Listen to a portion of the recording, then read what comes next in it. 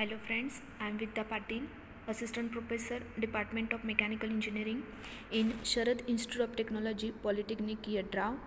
Today we are going to continue our 5th unit of refrigeration and air conditioning for the subject Power Engineering and Refrigeration.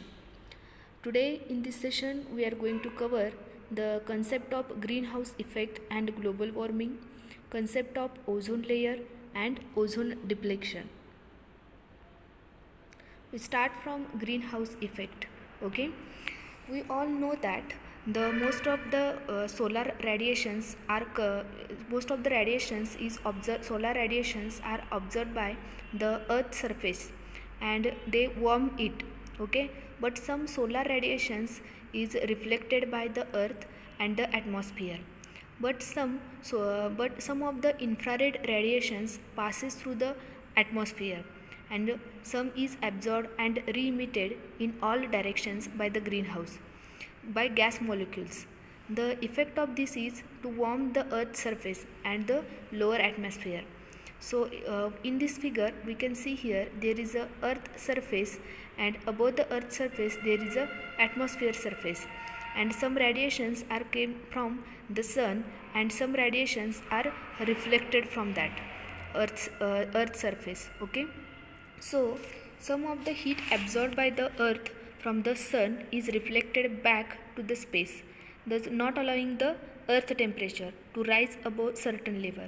So a film of gas envelopes the earth atmosphere, and certain gases known as the greenhouse gases trap some of the reflected heat and preventing it to reflect back to the space.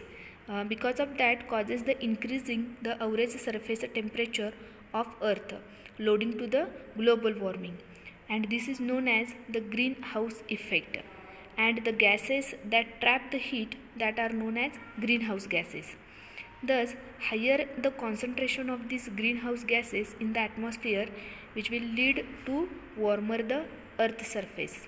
Okay, this concentration of carbon dioxide works like a glass panel of the greenhouse, allowing short wave incoming solar radiation to come in, but preventing the long wave heat to the radiated out.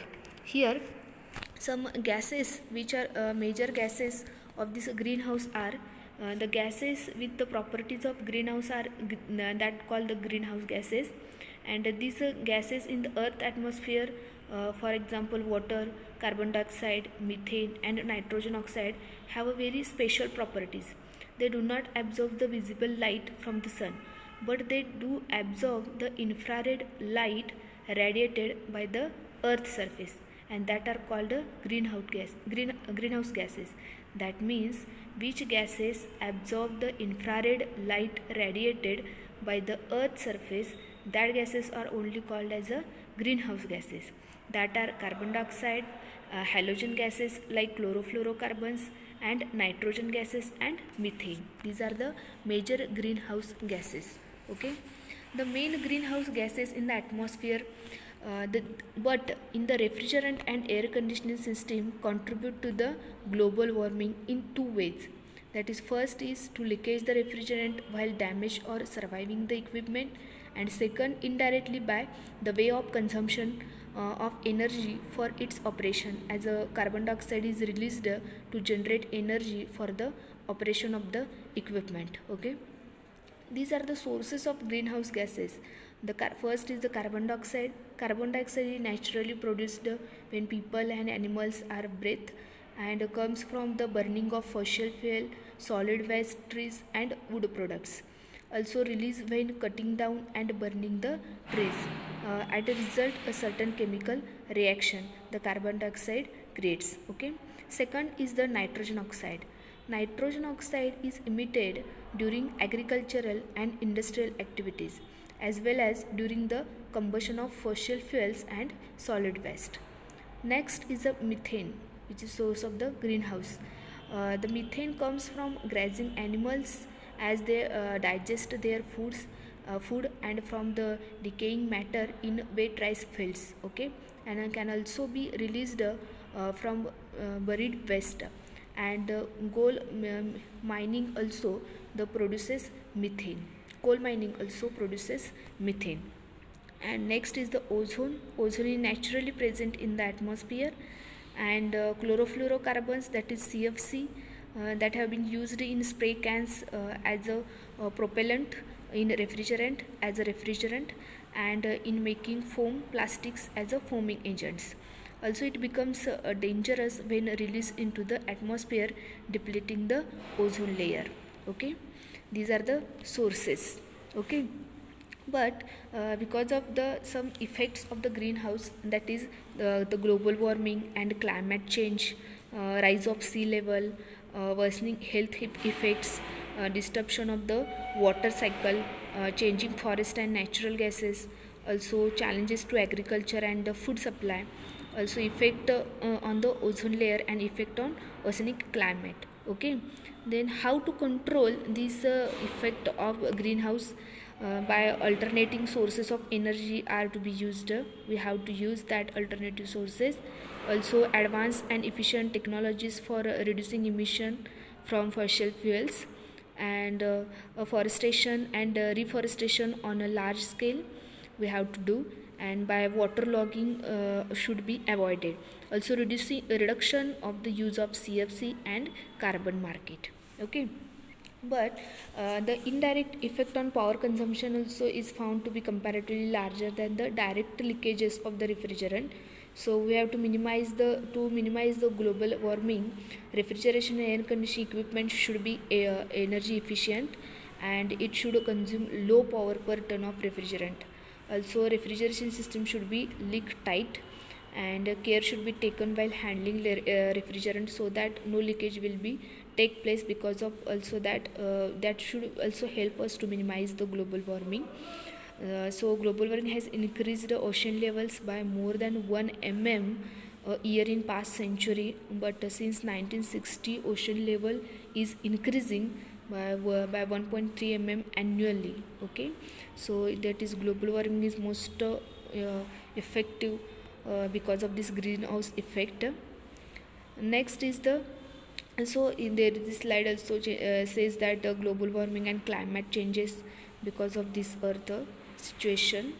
Now we see the ozone layer. Okay, so ozone layer is the layer is a thin and fragile shield that contain relatively high concentration of ozone, and it shields the entire earth from much of the harmful ultraviolet radiations that comes from the sun. Okay, so ozone layer is a deep layer in the stratosphere, and that has large amount of ozone on it, and the layer shields the entire earth from much of the harmful ultraviolet radiations that comes from the sun.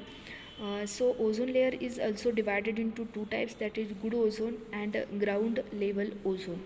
Okay, so good ozone is the bluish gas that is harmful to the breath, and nearly 90% of the earth ozone is in the stratosphere and is referred to as a ozone layer. This ozone layer absorbs a band of ultraviolet radiation that is harmful to living organisms, and the ozone layer prevents most of ultraviolet radiation from reaching to ground. And ultraviolet radiation is the portion of electromagnetic spectrum with a wavelength shorter than the visible light. So the sun produces ultraviolet radiations which are commonly split into the three bands, that is ultraviolet, a band of ultraviolet radiation with wavelength 320 to 400 nanometers, also with the wavelength from 280 to 320 nanometers, and third is the band of ultraviolet radiation shorter than 280 nanometers. These are the three bands which are commonly split, okay, by the ultraviolet radiations.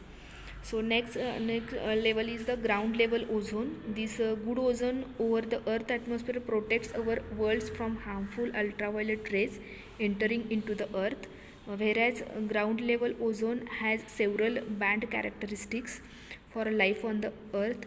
And ground level ozone, which is the primary component of smoke and is the most complex, difficult to control, and one of the important air pollutant. but like other pollutants, ozone is not emitted directly into air by specific sources. So ozone is created by sunlight acting on nitrogen oxide and volatile organic compounds in the air.